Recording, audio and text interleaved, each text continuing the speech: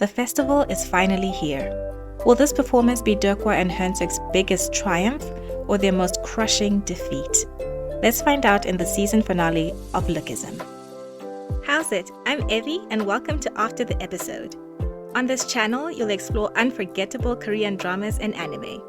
The epic action, wild twists, and moving moments. Let's tuck in. It's the day of the festival and the school is buzzing at the arrival of a beautiful girl in a high-end supercar. We've seen her before.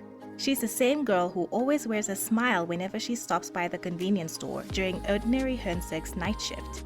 Presently though, she's wearing a scowl as she sees how shallow the students really are. She notices how the girls there are so enamored by the handsome student from the beauty and makeup class stall that they're willing to stand in a long queue only to receive an objectively terrible haircut. Elsewhere, at the fashion and design class stall, Minjin gives helpful styling tips to participants while Ji-hoo looks over wistfully because he would much rather discuss fashion than be a part of Jin-seung's boxing stall. Attendees pay 5,000 won to participate and they'll receive a 10,000 won prize if they can land a single punch on Jin-seung, which of course none of them can, so the stall is a roaring success. The beautiful girl passes their stall and they offer her the chance to try the challenge for free, but her companion, a man in glasses, glowers at them. It's nearly time for the performances to begin, and handsome Hyeong-seok is nervous about performing on a stage that's much grander than he had anticipated. Deok-hwa, who is ever encouraging, tells Hyeong-seok that he knows that it'll all go well. They've put in the work, so Hyeong-seok has to believe in himself. Honestly, Deok-hwa could be a motivational speaker. He's the hype man everyone needs. Hyeong-seok calms down and is reassured by his friend when he sees another friend some distance away. He excuses himself and makes his way over to greet the beautiful girl from the convenience store. At the architecture stall, Basku has set up an arm wrestling challenge and he's just defeated another challenger with ease when he notices Hyeong-seok running somewhere. Hyeong-seok reaches her at the car park and begins to make small talk like he's met her before, which of course he hasn't, well, not in his current body. She has no idea who he is, so she thinks that he must be trying to flirt with her. Unlike everyone else who is mesmerized by his beauty though, she's not going to fall for this arrogant attempt at riz.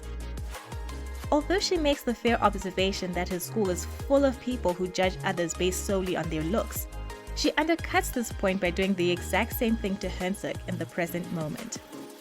In fact, she's so sickened by the lot of them that she won't stay to watch the festival performances as she had originally intended. Hyeong-seok tries to make a case for her to stay, but her companion, the man in glasses, grabs Hyeong-seok painfully by the arm and tells him to go.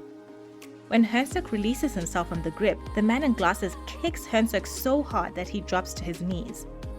Deaf to the girl's pleas to stop, the man in glasses prepares to attack Hyeong-seok again when someone else arrives on the scene. Basku has come to help his friend. Even though the man in glasses punches Basku square in the face, it has no effect on Basku, who simply tells the man to take off his glasses. Still winded, Hyeong-seok finally rises to his feet to make a stand with Basku. The man in glasses is thrilled to have such strong opponents. He's ready for a fight and takes off his glasses to reveal pitiless eyes that are as black as his heart. The girl diffuses the situation, however, by threatening to report back that he's been out punching people again. He finally relents because he can't keep getting into trouble when he's trying to get his GED. She apologizes to Hyeong-seok and Basku for his behavior, and they both drive away. When they're out of sight, Basku drops to the ground, clearly in pain. Although Basku is certain that he can defeat Hyeong-seok, he doubts that he can defeat the man in glasses. As Basku and Hyeong-seok take a moment to recover, Basku shares his favorite banana drink while jokingly reiterating that he'd definitely win if they ever fought again. I don't think Basku will ever let this go, and it'll probably be a running joke between them for years to come. It's finally time for the performances to begin, and the two record label producers are in the jam-packed arena. Meanwhile, Hyeong-seok and Deok-hwa are backstage with Jae-yoo, who has graciously lent them awesome outfits for their performance. As they express their gratitude to Jae-yoo for the clothes, Hoobin saunters over and quips that the clothes should do their singing for them. Very funny, Hoobin. Your wit is truly dazzling. Hoobin and Jeongi confidently take to the stage and the crowd goes wild, which I find deeply unfortunate. But for once, Jin-sung's bullying friends have my approval because they heckle Hoobin and Jeongi. Backstage, Hyeong-seok is feeling insecure again. Clearly the audience loves the performance, but Deok-hwa replies evenly that it's to be expected given it's a well-polished song made by professional composers. Hyeong-seok is so nervous about the sea of people that Deok-hwa urges him to sing to just one person. The nerves will fall away as he sings with his heart and soul to the one person he cares about most in the world. Wow, everyone needs a friend like Deok-hwa. As Hoobin and Jeongi leave the stage to massive applause, Deok-hwa good-naturedly offers him a compliment which angers Hoobin. Bro only has two emotions, rage and pride, so he can't fathom why Deok-hwa would be such a good sport. Instead of thanking him for the kind words, he punches him in the gut. What a jerk. Hyeong-seok is about to throw hands, but Deok-hwa tells him with a smile that they'll throw down on the stage. The moment of truth has come at last. The MC welcomes Hyeong-seok and Deok-hwa on stage and the arena erupts in cheers for Hyeong-seok. Even the record label producers think he has a good look, but he'll need to prove that he's more than a pretty face to make it in the music business. One of the record producers then recognizes the other member of the duo as the kid from the audition who they turned away, and they're surprised that he had the guts to perform here.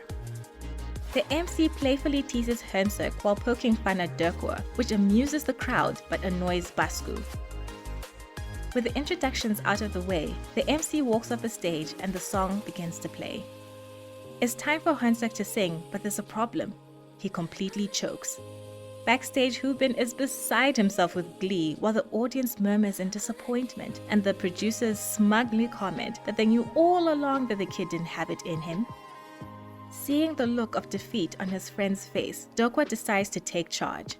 He raps like a seasoned performer and slowly wins over the crowd. Spurred on by Deok-hwa's daring and memories of his mother, Hyeong-seok belts out his verse in this absolute banger of a song. The two of them are pouring out all the ugliness that the world has thrown at them and are turning it into beautiful music that moves the soul. I'm not crying, you're crying. And Basku's crying too. Their transcendent song ends and the crowd goes nuts. Seriously, the song is that good.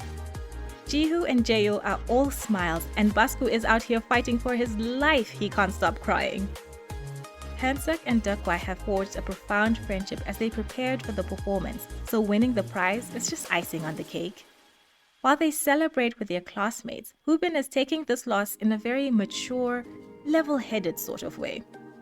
Just kidding, he's outraged. And to make matters worse, the producers have also rescinded the offer to debut Hoobin and Jeongi since Hyeong-seok and Deok-hwa utterly destroyed them. After completely shattering one duo's dreams, the producers walk over to Hyeong-seok and Deok-hwa to create new dreams. He claims to remember Deok-hwa and apologizes for what happened at the audition. He enjoyed their performance and offers his business card, but not Deok-hwa. Although he's quite good for an amateur, Deok-hwa will never gain acceptance from the general public. Hyeong-seok, on the other hand, has real star power and they're ready to sign him to their label with a large advance.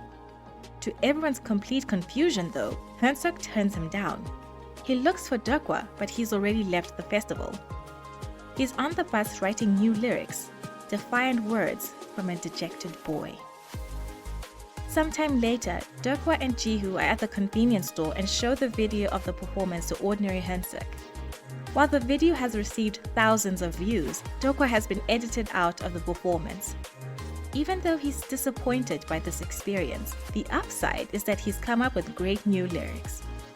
When ordinary Hyeong-seok tells him that the crowd was so moved by the performance that their looks no longer mattered, Deok-hwa asks if he was there, to which Hyeong-seok hurriedly clarifies that he could sense it through the video.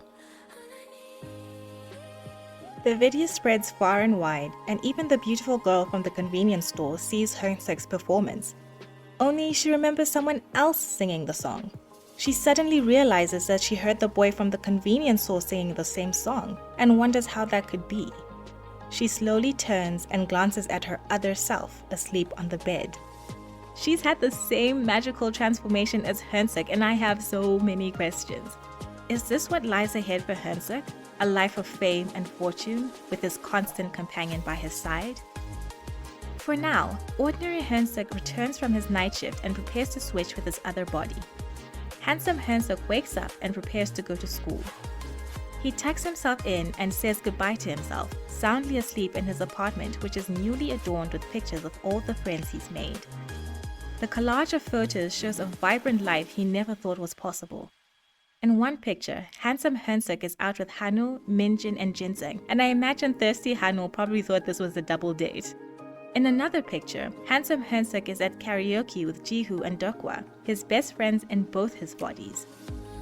Another picture shows ordinary Hyeong-seok and his mother having a meal with Basku, who also wrote him an exercise plan. What I love about Hyeong-seok is that he doesn't glorify his handsome self and despise his ordinary self. He doesn't try to find a way to permanently stay one way or the other, or try to avenge the injustices he suffered in the past. Instead, he values the wonderful life that each body leads in the here and now.